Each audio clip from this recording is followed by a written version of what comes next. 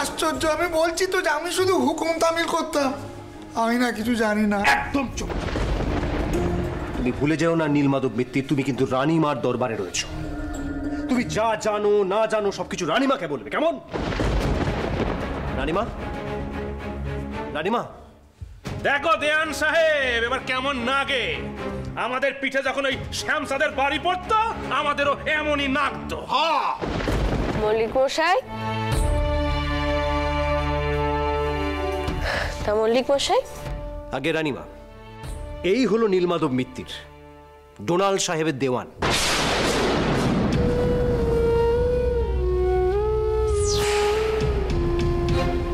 জঙ্গলে লুকিয়েছিল, গ্রামবাসীরা সবাই ধরে নিয়ে এসেছে। রানীমা বিশ্বাস করুন, আমি কিছু করিনি, আমাকে শুধু শুধু অত্যাচার করছে। আমি তো আগে বলেছি ডোনাল্ড সাহেবের আমি চাকর মাত্র। ডোনাল্ড সাহেব, মেম সাহেব, আমি হুকুম তালিম না করলে আমার সাথে কথা বলতো না। আমি তো কিছু করতে বলিনি। আপনাদের নায়েব রামদয়াল ঘোষ, সেই তো সব বুদ্ধি দিত, সব মন্ত্রণা দিত, অত্যাচার করতো।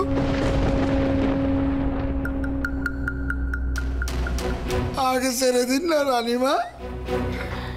কিন্তু আপনি তো নিজের চোখে মানুষের অত্যাচার দেখেছেন, তারপরেও তাদেরকে সাহায্য করার কোনো রকম চেষ্টা করতেন, আর এই কারণে নাকি আপনাকে কোনো দোষ দেওয়া যাবে না।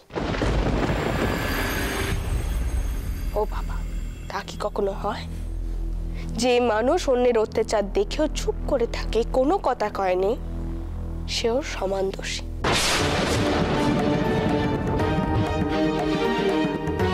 তাই সাজা তো আপনাকে পেতেই হবে দেওয়ান সাহেব।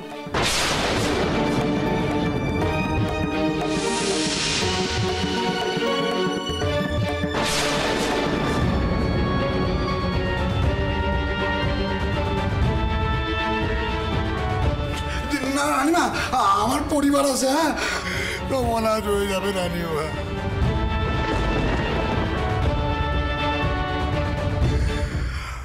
আপনি তো করুণাময়ী মা, আমাকে আমাকে মুক্তি দিন, আমাকে ছেড়ে দিন রানীমা, মাফ করুন। না মা, তুমি নোকটাকে একদম ছাড়বে না। ওই ডোনাল্ড সাহেবের সঙ্গে মিলে ভূপালদেরকে আটক করেছিল। বিষ্ণু শুনেছে ভূপাল বিকারের গড়ি ওর নাম নিয়েছিল। তুমি ওর কথা একদম বিশ্বাস করবে না, একদম ছাড়বে না ওকে।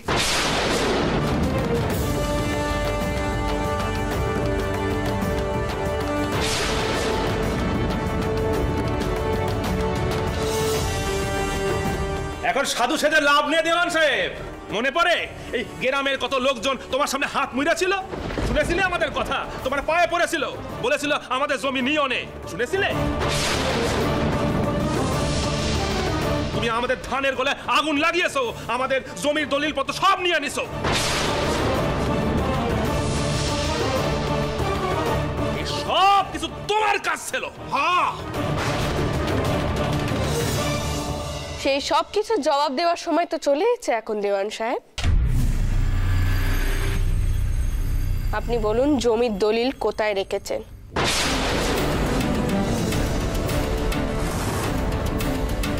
কি হলো বলুন? আমি কি জানি রানী, আমি আগে বলেছি যে আমি সাহেবের চাকর বাবু, সে কোথায় জমি রেখেছে, জমি দলিল রেখেছে আমি জানি না। থামুন,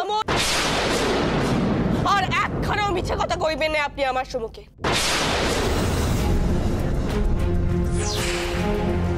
আপনি কি ভেবেছেন কি আমি মেয়ে মানুষ বলে আপনি যা খুশি তাই আমার সম্মুখে কয়ে যাবেন আর আমি কিচ্ছুটি বুঝতে পারবো না? আপনি এসব কয়ে পার পেয়ে যাবেন? কখনো না।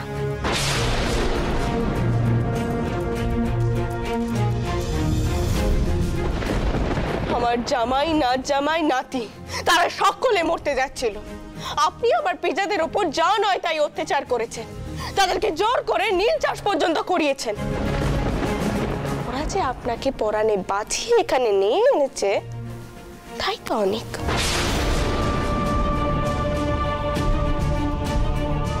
আর আপনি তারপরেও আমার সম্মুখে মিছে কথা কয়ে যাচ্ছেন। লজ্জা করে না আপনার? কি হলো, চুপ করে রইলেন কেন?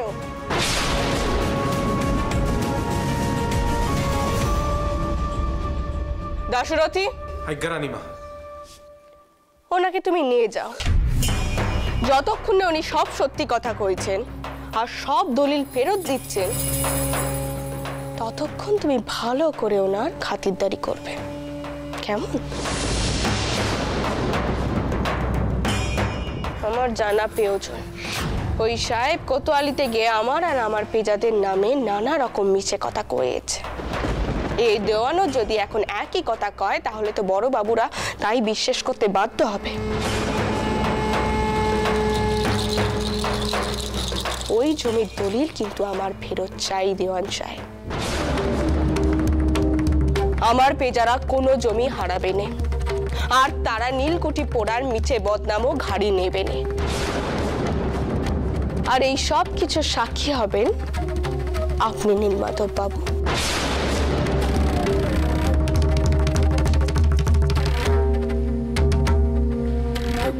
দাশরথী, আপনি ভুল করছেন রানীমা, মানে বিশ্বাস করেন আমি নির্দোষ। ওই ডোনাল্ড সাহেব নীলকুঠিতে কাগজপত্র রাখতো, সব পুড়ে গেছে, কোত্থেকে পাবো এখন আমি? না মানে বিশ্বাস করেন ডোনাল্ড সাহেব না সেরেস্তায় কোনো কাগজপত্র দলিলপত্র রাখতো না। এখন সেসব পেতে গেলে তো ওই নীলকুঠির পোড়া অংশে গিয়ে খুঁজতে হবে। আমি কি করে পারবো?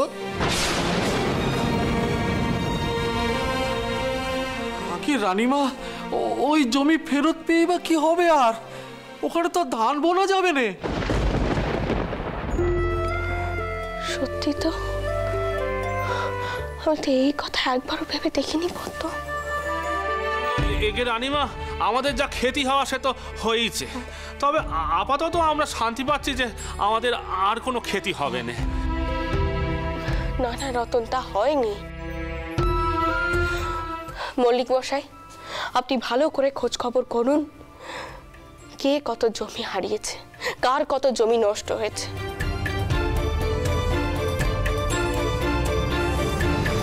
আমি অন্য তালুকে এদের সকলকে জমি দেব।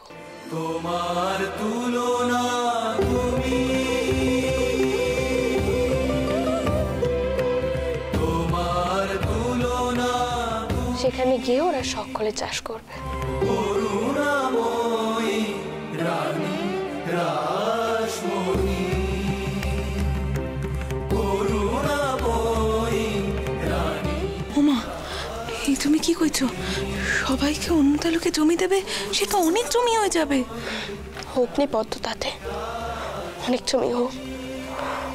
আমার পেছারা একদিন ধরে আমাকে খাজনা দিয়েছে, তার বদলে তাদের কোনো দাবি নেই।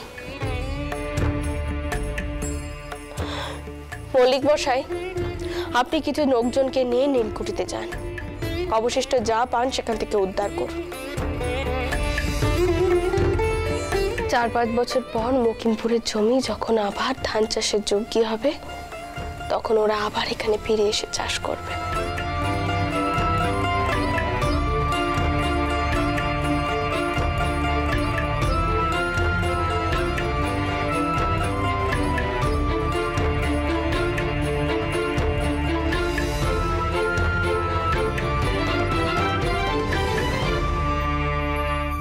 কি রতন, তুমি রাজি তো?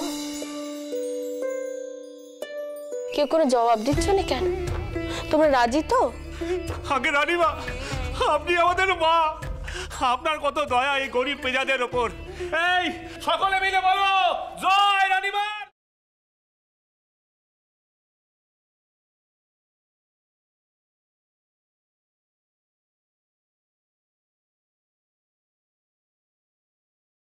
আমার জয়ধ্বনি দিও নে তোমরা, আমি কেউ নই বাচ্চা। মা ভবতারিণী স্বয়ং তোমাদের রক্ষে করেছে। মা ভবতারিণী যদি রক্ষে না করতেন, তাহলে আমি সেদিনই নীলকুঠিতে পুড়ে মারা যেত।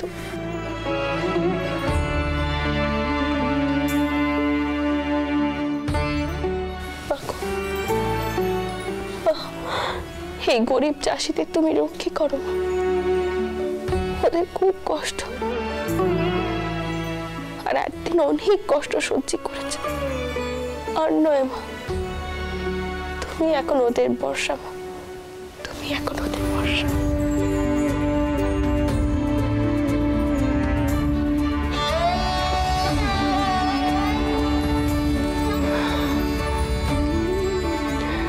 যে কাজের কথা কইলুম সে কাজ করতে আমার কিছু সময় লাগবে। মল্লিক মশাই, আপনি এখানে থেকে সব কাজ গুছিয়ে তারপর যাবেন, আর আমরা কালই যানবাজার রওনা হব। গোপাল, রাঘব ওরা বউদের নিয়ে আগে চলে যাবে, তারপর আমি আর পদ্ম সবকিছু গুছিয়ে নিয়ে এখান থেকে যাব। আপনি সব ব্যবস্থা করুন, কেমন? আগে রানীমা।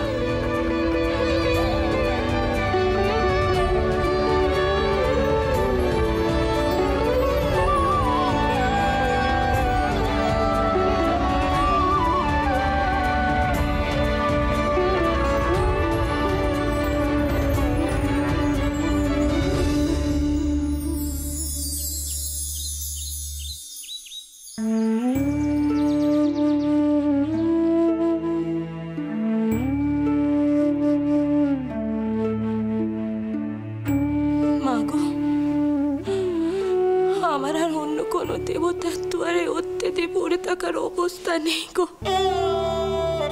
তাই তোমাকে কইছি, আমার স্বামীকে সম্পূর্ণ সুস্থ করে তোলো মা, সম্পূর্ণ সুস্থ করে তোলো।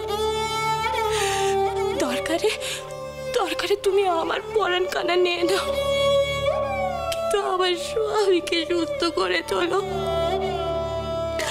আমার পেটা, আমার জামাই, সকলের এমন অবস্থা, আমি আর সামলাতে পারছি রে, আমি আর সামলাতে পারছি রে।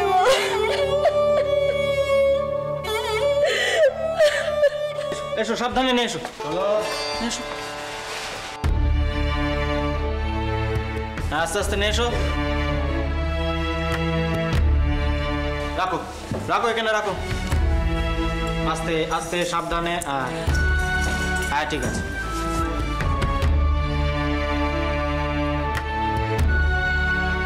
পালকি ধরো তোমরা।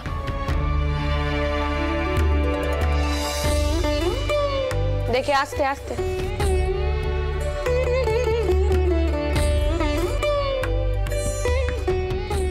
চটকুকি, কি রে তোর কি দশা হয়েছে? ও মা, চটকুকি কি হয়েছে? কি মথুর এখন কেমন আছে? চটকুকি, গোপাল রাঘব ওরা ঠিকঠাক সময় পৌঁছেছিল তো? তোমার এই দশা কেন হয়েছে? মা তোমার জামাইকে নিয়েছে, সবে বারসে টানাটানি চলছে। তেনার কাল পরে কেন এসেছিল, তখন গোপাল আর রাঘব দুজনেই এলো। ওদেরকে দেখে তো আমি একেবারে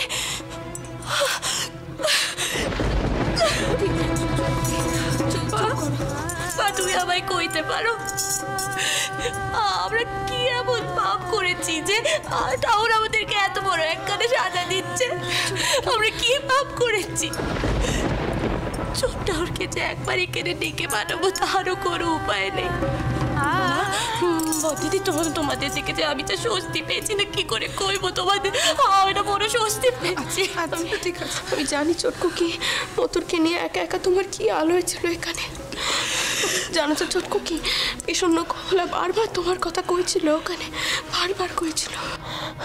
এখন তো আমরা এখানে চলে এসেছি, আর কোনো চিন্তা নেই, সব ঠিক হয়ে যাবে। তুমি এমন করে কান্নাকাটি করো নি চটকুকি, চোখ মোচো দেখিনি, চোখ মোচো, সব ঠিক হয়ে যাবে। আচ্ছা চটকুকি, তুই দাঁতে কিচ্ছুটি কাটিস না, তাই না? না দিদি, আমি মানত করেছি, তিনি যেদিন আবার নিজের পায়ে উঠে দাঁড়াবেন সেদিন খাবো। তার আগে আমি কোনো শক্ত খাবার মুখে তুলব না। কয়েকটা দিন আমরা ওর সঙ্গে ছিলুম না, তার মধ্যে এত বড় একটা মানত করে বসেছে। এই মানত রক্ষে করতে গিয়ে যদি তোর শরীরখানা খারাপ হয়, তখন তোকে কে সামাল দেবে শুনি? কেন এসব বেতো করতে গেলে কাউ দেখিনি চটকুকি? একটু দুধটুকু অন্তত খাও, তাতে তো কোনো দোষ নেই। না মা, আমি এখন কিচ্ছুটি খাবো না। আমি যতবার ভাবছি আমার পেটা, আমার জামাই, কি অবস্থায় ওই ওই কুম করে এক ফোঁটা জল লাভে পড়েছিল আমি। মা মা আমি যতবার এই কথাখানা ভাবছি না আমার সব কষ্ট মিটে যাচ্ছে, সব কষ্ট। আর তোমার জামাই হচ্ছে বড় আঘাত পেয়েছে মা।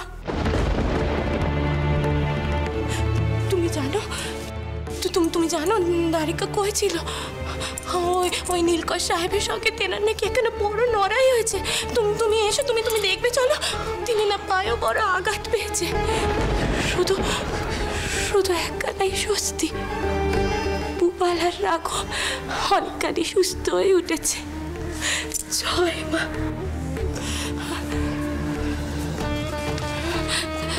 জয় মা, জয় মা, জয় মা।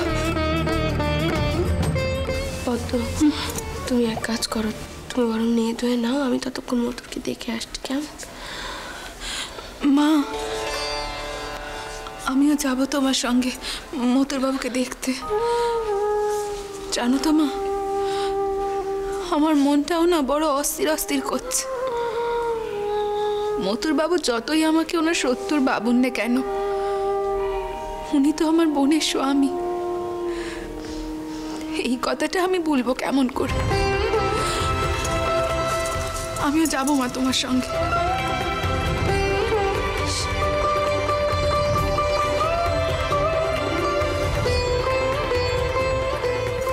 চলো ছোট কি, চলো।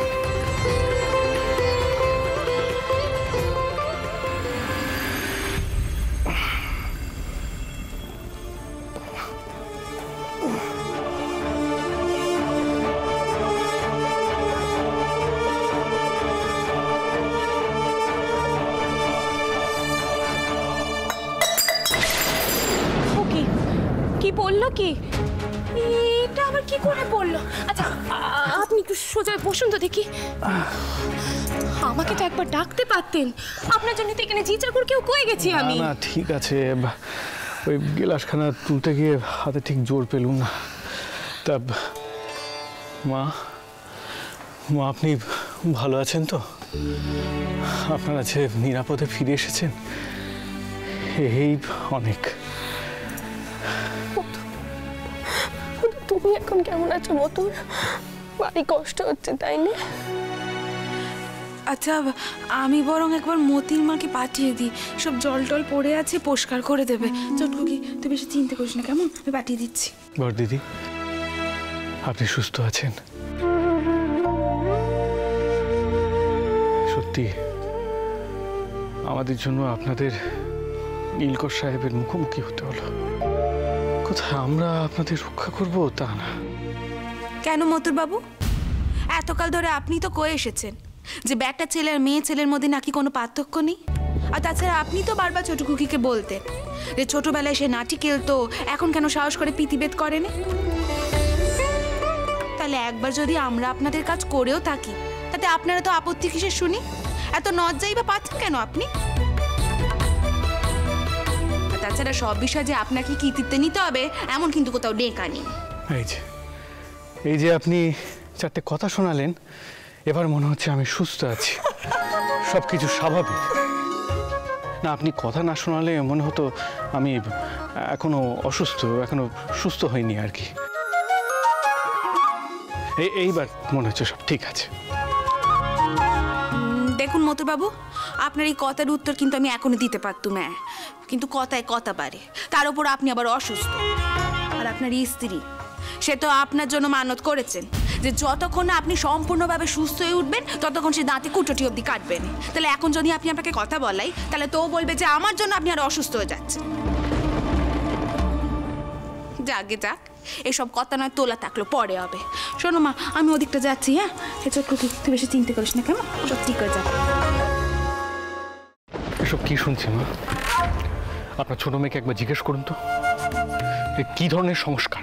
হ্যাঁ মতুর ছাড়ো নি এসব কথা, এখন থাক। এমনিতেও তোমার যা অবস্থা হয়েছিল তার চটকুকির গলা দিয়ে খাওয়ার নাম তো না। তুমি আর কোনো চিন্তা করো না, আমি তো এখন চলে এসেছি, সব দিক সামাল দিয়ে দেবো আমি। আচ্ছা মা, দারিকার কাছে শুনলুম মকিমপুরে কি কি হয়েছে?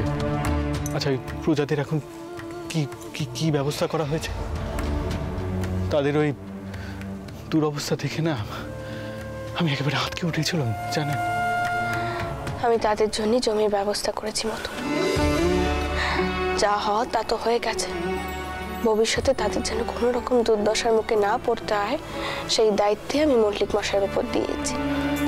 তুমি আরেকটু সুস্থ হয়ে নাও, তারপর না হয় সব কথা তোমাকে আমি কইব, কেমন? দিদমা, দিদমা, হ্যালিডে সাহেব এসেছেন তোমার সঙ্গে দেখা করবেন বলে। কেন হঠাৎ হ্যালিডে সাহেব কেন? দিদমা, তিনি এখন কলকাতার পুলিশে যোগ দিয়েছেন। কি সব বলছিলেন, ওই ডোনাল্ড সাহেবের বয়ানের ওপর নাকি জিজ্ঞাসাবাদ করবেন। এত তাড়াতাড়ি কোতোয়ালি চলে এলো?